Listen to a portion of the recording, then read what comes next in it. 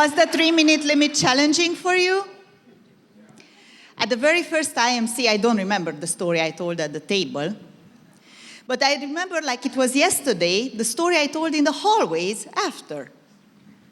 Right after this workshop, still tingling, in a corner of the room, next to a roll-up, I met the most generous person from this room.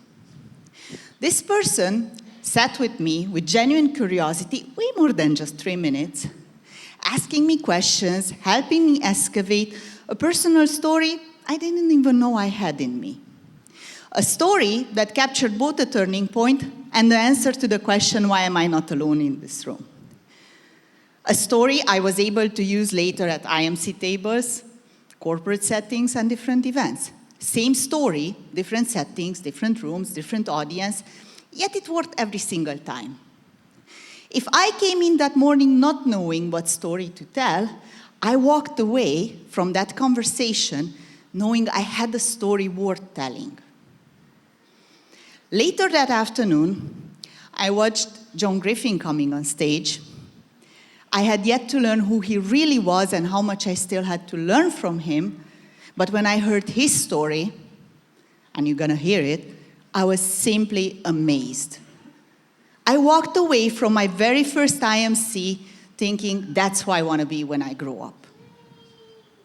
Fast forward several years, I'm sitting in the audience watching John speak again, and somewhere in the middle of his talk, I had this jolt of recognition.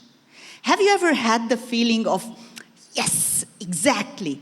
Because whatever he was sharing, I have been using that idea in corporate rooms, a little bit incognito, independently, instinctively. After his speech, I walked up to him, sharing super excited how I've been using the idea, how it's been working for me.